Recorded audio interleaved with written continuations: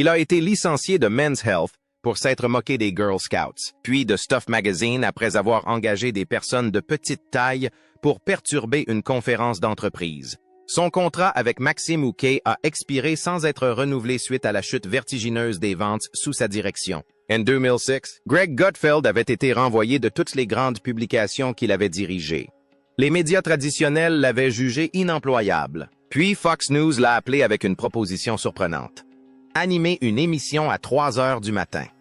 Une tranche horaire tellement désertée que les dirigeants plaisantaient en disant que son seul public serait composé de dealers et de jeunes mères allaitantes. Personne ne s'attendait à ce qu'il tienne 3 mois. Aujourd'hui, ce même animateur, pourtant boudé par le public, attire plus de téléspectateurs que Colbert, Fallon et Kimmel réunis.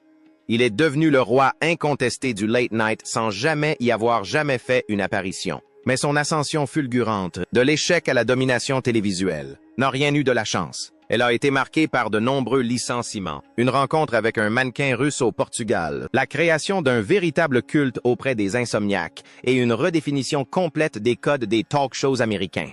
Pour comprendre comment un homme incapable de conserver un emploi plus de 2 ans est devenu la personnalité la plus regardée de sa tranche horaire, il faut remonter aux origines de cette spirale destructrice. Gregory John Gutfeld est né le 12 septembre 1964 à San Mateo, en Californie. Sa mère, Jackie, a élevé ses enfants dans la religion catholique. Le jeune Greg a fréquenté le lycée Junipero Serra, un établissement catholique pour garçons qui a également formé le quarterback de la NFL Tom Brady et la légende du baseball Barry Bonds. Il s'est inscrit à l'Université de Californie à Berkeley au milieu des années 1980. Pour celui qui allait devenir une figure emblématique des médias conservateurs, ce choix allait se révéler déterminant de manière inattendue. Le milieu libéral de Berkeley ne l'a pas converti. Au contraire, il l'a repoussé. Il expliquera plus tard qu'il était devenu conservateur au contact des libéraux et libertariens au contact des conservateurs. Il remarqua que les pires aspects des deux groupes avaient un point commun. La moralisation, le fait de dicter aux autres leur conduite. Il refusait de se soumettre aux épreuves de pureté de l'un ou l'autre groupe. Après avoir obtenu une licence d'anglais en 1987, Gutfeld décrocha un stage à l'American Spectator, où il effectuait diverses courses pour le rédacteur en chef, Emmett Tyrell, réputé pour son caractère difficile.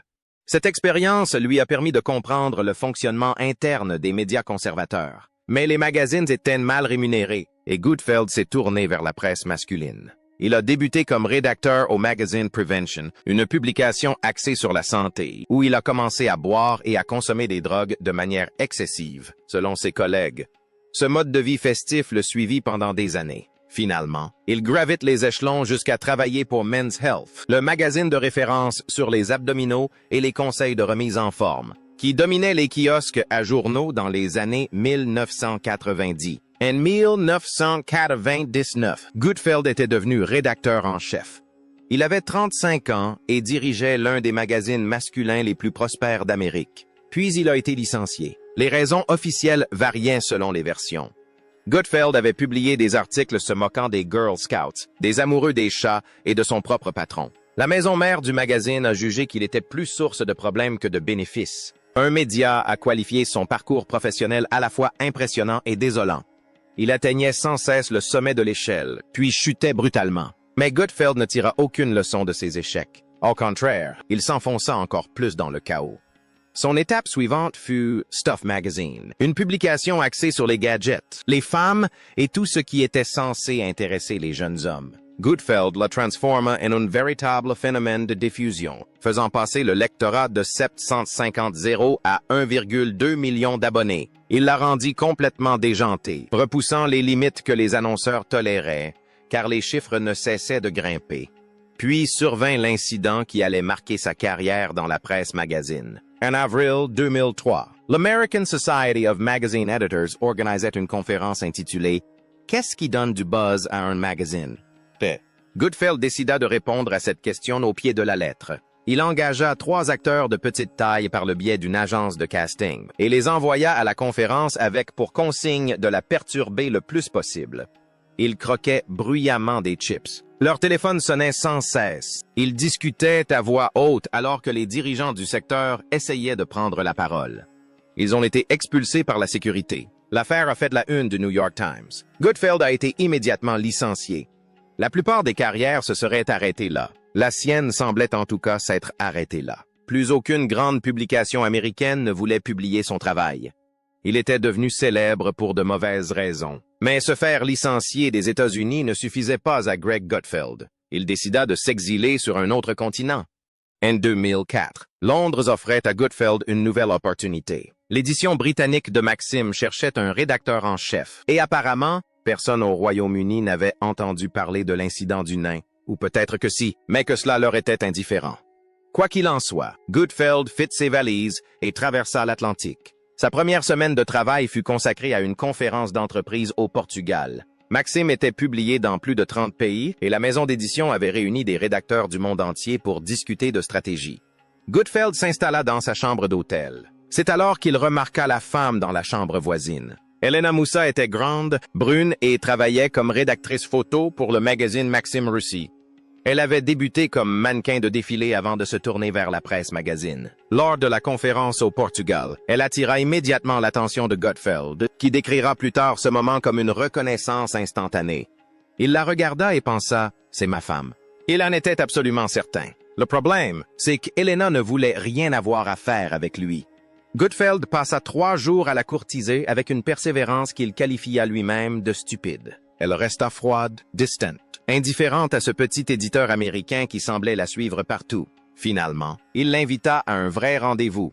Elle a dit oui. Quelque chose a changé entre eux. Quelques semaines plus tard, Elena a quitté la Russie pour s'installer à Londres et le rejoindre. Leur relation s'est développée à un rythme qui aurait paru insensé aux yeux de quiconque. Ils se connaissaient à peine depuis 5 mois lorsqu'ils se sont mariés lors d'une cérémonie civile intime à New York. Les photos du mariage sont rares. Tous deux préféraient la discrétion à la notoriété. Gutfeld a évoqué Elena dans son livre paru en 2008, décrivant comment elle l'avait incité à vivre pleinement l'expérience londonienne, au lieu de se terrer dans leur appartement à regarder des émissions de télé-réalité. Elle lui offrait une stabilité qu'il n'avait jamais trouvée, ni dans les rédactions, ni dans les bars. Mais la stabilité ne suffisait pas à sauver sa carrière. Le passage de Gutfeld chez Maxim UK s'est soldé par des résultats décevants. Les ventes ont chuté sous sa direction. Son contrat arrivant à échéance en 2006, l'entreprise choisit de ne pas le renouveler. Il avait alors 41 ans, se retrouvait de nouveau sans emploi et venait de se marier. Sans perspective d'avenir, le couple s'installa à New York. Elena a commencé sa carrière de styliste de mode, collaborant notamment avec des publications comme Venice Magazine, L'Officiel et Design Scene. Diplômée de la Parsons School of Design en 2017, elle a néanmoins dû, en 2006, repartir de zéro. Greg a accepté un boulot étrange qui ressemblait à un suicide professionnel. Il est devenu blogueur pour le Huffington Post. Le Huffington Post incarnait tout ce que Gutfeld méprisait dans les médias libéraux. Pourtant, la fondatrice Arianna Huffington accueillait les voix conservatrices sur sa plateforme et Gutfeld y vit une occasion de semer la zizanie de l'intérieur. Son article devint légendaire pour ce que les observateurs qualifièrent de satire inspirée et délirante de ses confrères blogueurs. Il se moqua même d'Arianna.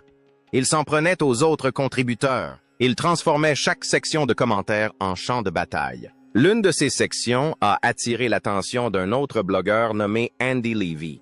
Les deux hommes ont commencé à s'échanger des pics et ont découvert qu'ils partageaient une sensibilité similaire.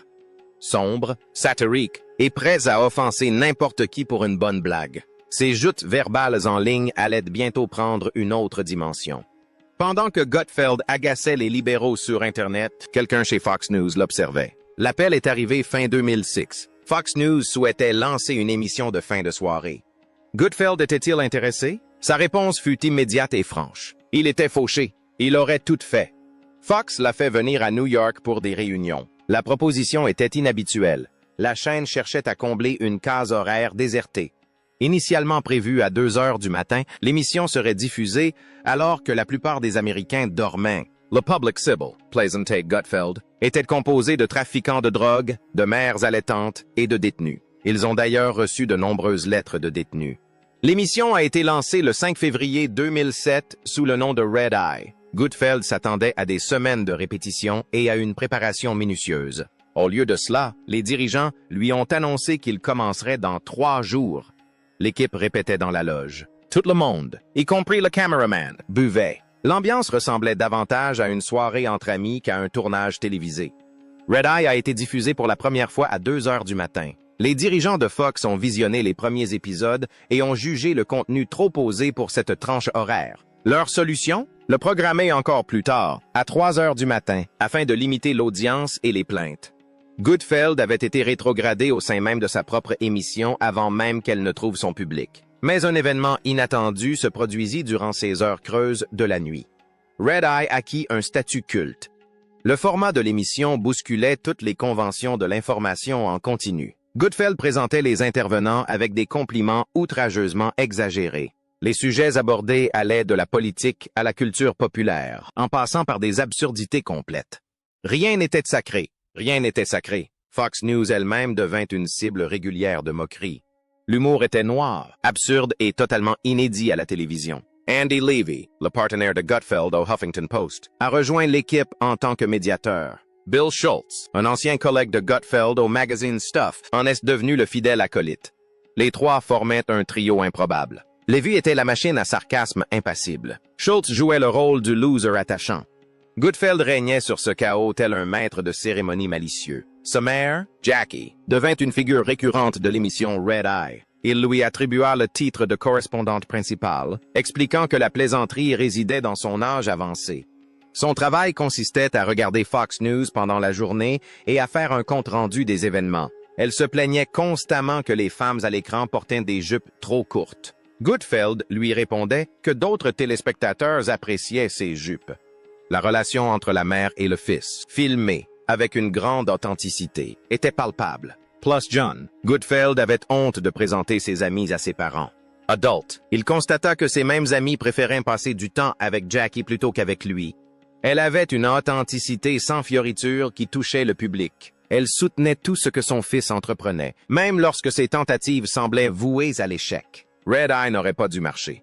Une émission diffusée à 3 heures du matin, sans budget, avec des cameramen ivres et des sujets choisis au hasard, n'avait aucune raison d'attirer les téléspectateurs. Pourtant, les audiences ont grimpé en flèche. L'émission a même commencé à surpasser les journaux télévisés en prime time, malgré sa diffusion en pleine nuit. En juillet 2011, Fox proposa à Gutfeld une opportunité plus importante, une nouvelle émission de jour intitulée The Five Needed Hosts. Le concept, 5 commentateurs débattaient de l'actualité et de la politique chaque jour de la semaine à 17 heures. Goodfeld serait l'un d'eux. L'émission The Five est devenue un véritable phénomène. Elle est entrée dans l'histoire de la télévision en devenant la première émission non diffusée en prime time à se classer numéro 1 en termes d'audience totale et auprès de la cible démographique clé des 25-54 ans. Du jour au lendemain, Goodfeld se retrouvait devant des millions de téléspectateurs au lieu de milliers. Mais il a continué à animer Red Eye, travaillant simultanément sur les 2 émissions pendant près de 4 ans. Ce rythme effréné ne pouvait pas durer éternellement. En février 2015, Goodfeld a annoncé son départ de Red Eye pour se consacrer à un nouveau projet. L'émission de 3 heures du matin avait atteint son objectif. Elle avait prouvé que Greg Goodfeld pouvait captiver un public même quand personne ne pensait qu'il était regardé. Fox voulait maintenant voir ce qu'il pouvait faire avec une véritable case horaire. L'émission de Greg Gutfeld a été lancée le 30 et 1 mai 2015, diffusée chaque samedi soir à 22 heures. Son format mêlait satire politique et numéros de variété. Goodfeld y présentait des monologues et interviewait des personnalités. Parmi les intervenants réguliers figurait l'humoriste Kat Timpf, qui apportait une perspective libertarienne et un esprit mordant, et le catcheur professionnel Tyrus, dont la présence intimidante contrastait avec des commentaires étonnamment pertinents. Pendant 6 ans, l'émission était diffusée le week-end, tandis que Gutfeld continuait ses apparitions quotidiennes dans The Five. Il travaillait sans relâche, fidélisant un public qui le suivait d'émission en émission. Les animateurs des émissions de fin de soirée sur les chaînes nationales l'ont à peine mentionné. Ils ne considéraient pas une émission du samedi sur Fox News comme une concurrence. Puis 2021. Fox News a annoncé que l'émission de Greg Gutfeld serait désormais diffusée en semaine et rebaptisée simplement Gutfeld. Le nouveau programme serait programmé à 23 heures, heure de l'Est, en concurrence directe avec ceux de Stephen Colbert, Jimmy Fallon et Jimmy Kimmel. Les observateurs du secteur prédisaient un échec.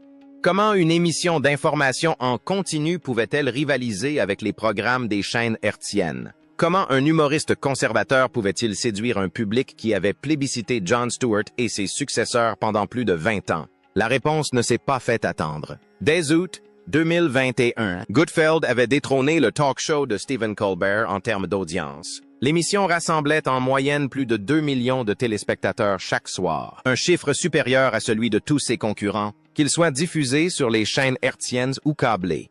L'émission The Man Who Started at 3 AM dominait désormais la tranche horaire de 23 heures. The Reject était devenu le roi incontesté. Les audiences n'ont cessé de progresser. Fin 2021, l'audience cumulée de Gutfeld et de The Five dépassait en moyenne les 5 millions de téléspectateurs.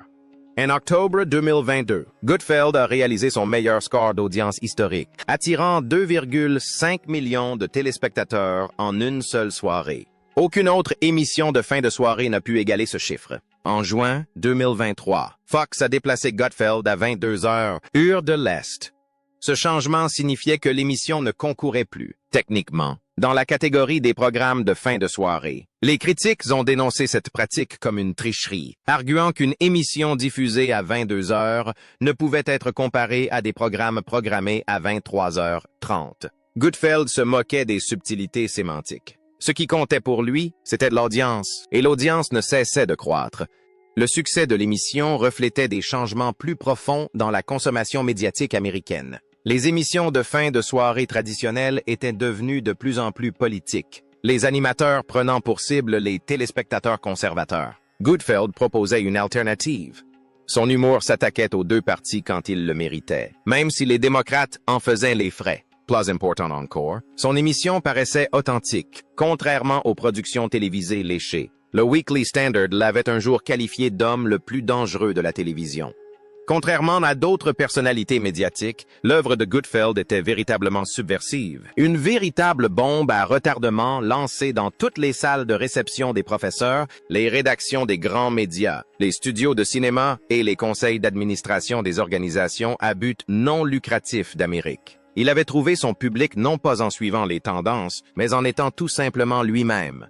Un agitateur qui s'était fait renvoyer de tous les emplois respectables qu'il avait occupés jusqu'à ce qu'il atterrisse dans un endroit qui valorisait le chaos. Les derniers chapitres de l'histoire de Gutfeld se sont déroulés d'une manière que personne n'avait prédite, pas même Gutfeld lui-même. En décembre 2024, il annonça une nouvelle qui bouleversa ses téléspectateurs de longue date. À 60 ans, Greg Gutfeld était devenu père pour la première fois. Lui et Elena accueillirent une fille prénommée Mira. L'annonce a été faite lors d'un épisode de l'émission The Five, où Gutfeld plaisantait sur la capacité pulmonaire impressionnante de sa fille et son projet de lui apprendre 3 langues. 20 ans de mariage n'avaient pas donné d'enfant, alors que la plupart des hommes de son âge pensaient déjà à fonder une famille. Gutfeld est devenu père pour la première fois. Cet homme discret, qui parlait rarement de sa femme à la télévision, vit soudain sa vie prendre une toute nouvelle dimension. L'annonce de la naissance de son enfant coïncida avec le maintien de sa domination professionnelle. En 2025, Gutfeld restait l'émission la plus regardée de sa catégorie. Ses concurrents les plus directs peinaient à atteindre les 2 millions de téléspectateurs, tandis que lui dépassait régulièrement les 3 millions. Le paysage des programmes de fin de soirée avait été bouleversé par celui que le secteur avait jugé inapte à la télévision. Ce contraste avec ses concurrents explique en partie son succès. On estime que la production des émissions de fin de soirée coûte environ 100 millions de dollars par an. Gutfeld, Louis, disposait d'un budget bien inférieur. Son émission a toujours assumé ses origines modestes, sans jamais chercher à égaler la qualité de production de Colbert ou Fallon. Sa vision de l'échec s'était révélée prophétique. Se faire licencier, insistait il, était la meilleure chose qui puisse arriver à quelqu'un. On croit souvent qu'un licenciement signifie la fin de la carrière.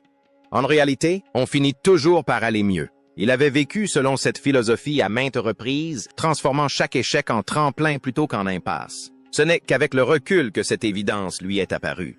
Chaque licenciement poussait Gutfeld vers un environnement où ses talents particuliers pouvaient s'épanouir. Men's Health recherchait la conformité. Stuff, la raison. Maxim ou Kay souhaitait augmenter ses ventes. Personne ne voulait d'un provocateur qui engageait des nains pour perturber les conférences professionnelles. Fox News, et plus précisément la tranche horaire de 3 heures du matin qui n'intéressait personne, a finalement permis à Gutfeld d'être lui-même. Helena est restée largement invisible pendant toute la durée de son ascension. Elle a continué à travailler dans la mode, apparaissant occasionnellement sur son compte Instagram, mais évitant ses émissions de télévision. Leur relation a survécu précisément parce qu'elle est restée à l'écart des projecteurs. Lorsque la Russie a envahi l'Ukraine en 2022, Gutfeld a mis à profit ses relations chez Fox News pour aider à évacuer la mère d'Helena de Lviv vers la Pologne. Il a diffusé la vidéo de leurs retrouvailles à l'antenne, un des rares moments où sa vie personnelle et professionnelle se sont croisées publiquement. Au sommet de sa carrière, Gutfeld occupait désormais une position que personne n'aurait pu prédire lorsqu'il était fauché dans un bar de Chelsea en 2006.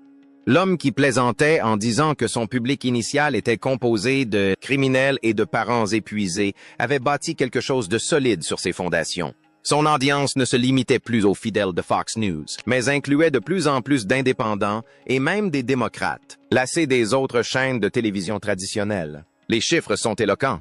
Plus de 3 millions de téléspectateurs chaque soir, soit plus de 5 millions au total pour les 2 émissions. Une domination des audiences telle que CBS a dû se demander si le talk show de fin de soirée pouvait être maintenu. Mais les chiffres n'expliquent pas son succès.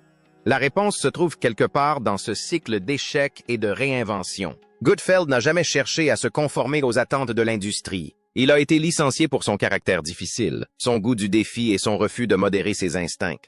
Finalement, il a trouvé un domaine où ces mêmes qualités sont devenues des atouts plutôt que des handicaps. Des dealers de drogue aux mères allaitantes, jusqu'à la plus grande audience des émissions de fin de soirée. Greg Gutfeld a prouvé que parfois, celui qui est rejeté à 3 heures du matin devient le roi incontesté. Non pas en changeant qui il était, mais en trouvant un public qui recherchait précisément ce qu'il proposait depuis toujours.